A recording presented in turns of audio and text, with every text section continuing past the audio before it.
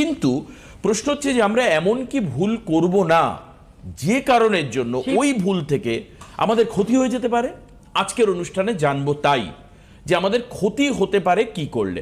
আসুন, অনন্যাদি আমাদের সঙ্গে রয়েছেন, আমার প্রিয় দিদি, আপনাদের প্রিয় মানুষ, অ্যাস্ট্রোলজার, দীর্ঘদিনের অ্যাস্ট্রোলজার। তার কাছ থেকে আমার এই গুরুত্বপূর্ণ আজকের প্রশ্ন থাকবে। দিদি, স্বাগত অনুষ্ঠান। তো শিবকে কি দিলে শিব তো অল্পতেই তুষ্ট হন, আর বেলপাতা পেলে তো খুবই খুশি। তাহলে শিবকে কি করতে হবে?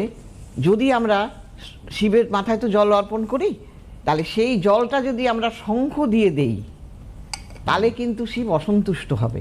কেন? কারণ শঙ্খচূড় নামে এক প্রতাপ তাণ্ডবকে সে বধ করেছিলেন। সেই জন্য মনে হয় যে ওই শঙ্খচূড়ের হাত দিয়েই বোধহয় শঙ্খ তৈরি হয়। সেই কারণে শিবকে যদি শঙ্খ বাজানো হয় বা শঙ্খের জল দেয়া হয় তাহলে কিন্তু শিব অসন্তুষ্ট হয়, রেগে যান। কাজেই ভুলক্রমে কখনো ওইটা করবেন না। আর কি করবেন না? কখনো কালো কাপড় পরে যাবেন না, চুল এলো করে যাবেন না। আর আমরা তো সবসময় পুরো পরিক্রমা করি, পুরো পরিক্রমা করবেন না শিবের ওখানে। দ্বিতীয় নম্বর কথা হলো যে সিঁদুর দেবেন না এবং কুমকুম দেবেন না, হ্যাঁ, হলুদ দেবেন না। এগুলো দিলে কি হয়, সিঁদুর কুমকুম দিলে, সিঁদুর তো নিশ্চয়ই আপনি পার্বতীকে পরাবেন, সেটা ঠিক আছে, কিন্তু শিব হলো বীরত্বের কারক, পুরুষত্বের কারক। সেই জন্য শিব অসন্তুষ্ট হয়ে যায় সিঁদুর দিলে।